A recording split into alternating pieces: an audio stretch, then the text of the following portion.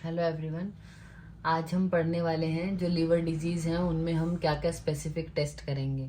इससे पहले वाली वीडियो में भी हमने जो है वो कॉमन डायग्नोसिस कैसे हम कर सकते हैं कॉमन लीवर डिजीज़ में, उसके बारे में देखा था। अब आप ये सोचेंगे कि इतना ज़्यादा पढ़ना क्यों ज़रूरी है, मतलब हमने पहली वीडियो में भी यही चीज़ें पढ़ी हैं, अब फिर से ये चीज़ क्यों पढ़ने की ज़रूरत है। एक्चुअली जब हमारे पास पेशेंट आता है तो बेसिक इन्वेस्टिगेशन से हम चालू करते हैं। मतलब कोई पेशेंट आता है तो हम उसका सीबीसी कराते हैं, लीवर फंक्शन टेस्ट कराते हैं, जैसे अगर लीवर से रिलेटेड है तो लीवर टेस्ट आपने कराया। उसके बाद स्पेसिफिकेशन में जाने के लिए कि एग्जैक्ट आप डायग्नोस कर पाओ तो हम कौन कौन से टेस्ट कराते हैं। अभी आप सोचिए, हमने इतने इन्वेस्टिगेशन पढ़े हैं कि हम हेपेटाइटिस ए के लिए कराएंगे, बी के लिए ऐसा कराते हैं, विल्सन डिजीज सस्पेक्ट कर रहे हैं तो ये कराएंगे। लेकिन आप हर टेस्ट हर किसी में नहीं करा सकते, और एक जैसी कंडीशन में भी पेशेंट आ सकता है, मतलब सिम्टम एक जैसे ही मिलने वाले हैं आपको बहुत सारी कंडीशन में, तो आप हर टेस्ट पेशेंट का नहीं कराएंगे। तो आपको पेशेंट के पर्पज से भी, कि पेशेंट को बेनिफिशियल हो, आपने टेस्ट तो ये कराया लेकिन पेशेंट को डिजीज दूसरी निकली तो दोबारा उस चीज के लिए टेस्ट कराने नहीं जाएगा ना। तो ये देख के कि कौन सी कंडीशन है, स्पेसिफिकली हमने किस सिचुएशन में कौन सा टेस्ट कराना है कि वो हमारे लिए फ्रूटफुल हो, पेशेंट के लिए थोड़ा ठीक रहे, उसके लिए हमें कुछ स्पेसिफिक टेस्ट हैं किस कंडीशन में कराने हैं वो पता होने चाहिए। तो सबसे पहले जब आपके पास कोई, आपने सस्पेक्ट किया कि पेशेंट को कोई लीवर डिजीज है, आप सबसे पहले उसका क्या कराते हैं, एलएफटी जो लीवर फंक्शन टेस्ट है वो कराते हैं। And you find there is abnormal liver function test. तो दो कंडीशन हो सकती है, तो वो एक्यूटली आया है आपके पास पेशेंट या फिर क्रॉनिकली आया है, मतलब 6 महीने से कम टाइम के साथ ही वो सिम्टम लेके आया है और उसका एलएफटी जो है वो एबनॉर्मल है। तो क्या हो सकता है, हिपैटिक कॉजेज भी हो सकते हैं, कॉलिस्टेटिक कॉजेज भी हो सकते हैं, हिपैटिक या फिर मिक्स कॉजेज।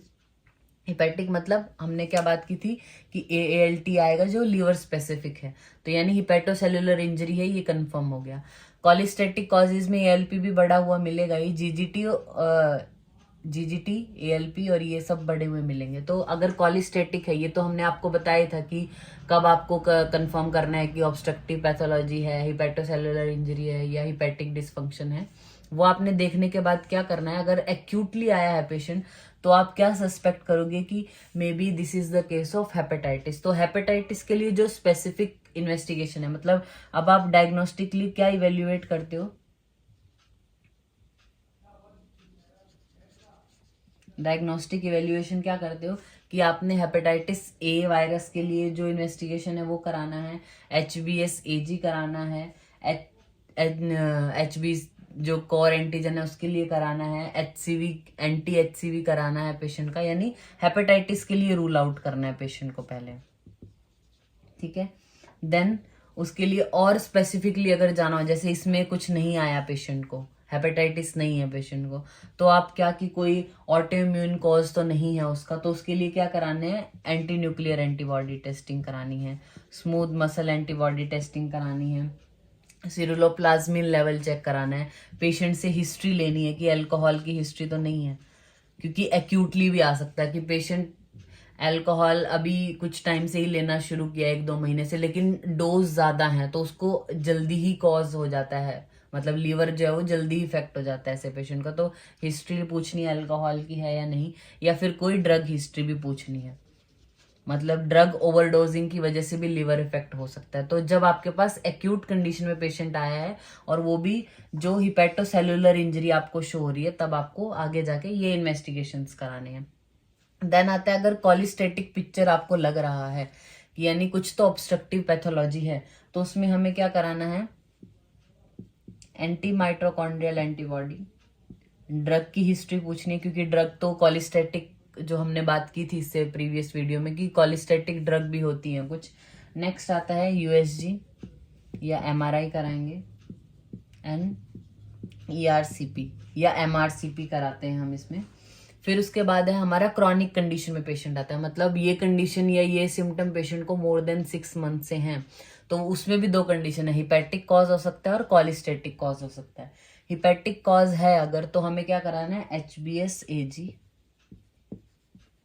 मतलब हेपेटाइटिस तो हम सस्पेक्ट कर ही सकते हैं, एंटी HCV कराएंगे पेशेंट का, और हीमोक्रोमेटोसिस को भी हम सस्पेक्ट कर सकते हैं। तो उसके लिए हम सीरम फेरिटिन लेवल है, आयरन सेचुरेशन कितना है, सिरुलोप्लाज्मिन लेवल कितना है, अल्फा एंटीट्रिप्सिन जो लेवल है वो कितना है पेशेंट का, ANA है या फिर USG है, अल्कोहल है, ये सब की हिस्ट्री लेनी है। क्रॉनिकली भी देखना है। फिर कॉलिस्टेटिक कॉजेज में भी सेम हमें ड्रग हिस्ट्री पूछनी है पेशेंट से। USG कराते हैं, PNAC कराएंगे इसमें,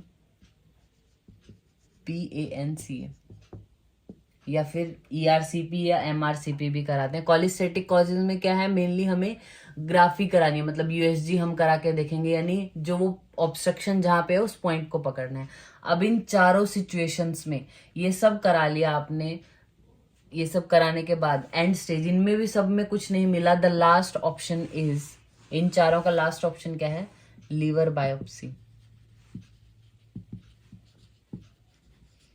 जो एक्यूट कंडीशन में अगर पेशेंट आता है और आपने ये सब इन्वेस्टिगेशन कराया, कुछ नहीं मिला, तो आप लीवर बायोप्सी कराते हो फॉर द फाइनल डायग्नोसिस, कि एग्जैक्ट आपको पता चले, तो लीवर बायोप्सी कराते हो। अगर आपके पास क्रॉनिक सिचुएशन में पेशेंट आता है तो इनमें से कुछ ना कुछ मिल ही जाएगा पेशेंट को, लेकिन फिर भी आपको स्पेसिफिकली जाना है तो क्रॉनिक स्टेजेस में डायग्नोसिस के लिए भी हम लीवर बायोप्सी कराते हैं, and to know the actual stage और ग्रेडिंग ऑफ द डिजीज। अगर पेशेंट को हेपेटाइटिस है, अगर उसको सिरुलोप्लाज्मिन लेवल कम हुआ है, विल्सन डिजीज है, तो कौन सी स्टेज में वो पेशेंट है, क्या ग्रेडिंग है उसकी, वो जानने के लिए भी हम लीवर बायोप्सी कराते हैं। ग्रेडिंग और वी कैन से स्टेजिंग। जैसे सिरोसिस की कंडीशन में जब पेशेंट आएगा तो वो क्रॉनिक स्टेज में ही आता है, तो आपने ये सब कराया, आपको मिल गया, लेकिन आपको फाइनली कंफर्म करना है डायग्नोसिस और ये देखना है कि उसका प्रोग्नोसिस कैसा है डिजीज का, तो आप लीवर बायोप्सी किसके लिए, डायग्नोसिस के लिए भी कराते हो और ग्रेडिंग और स्टेजिंग को जानने के लिए भी। तो this is all about the liver test. Thank you.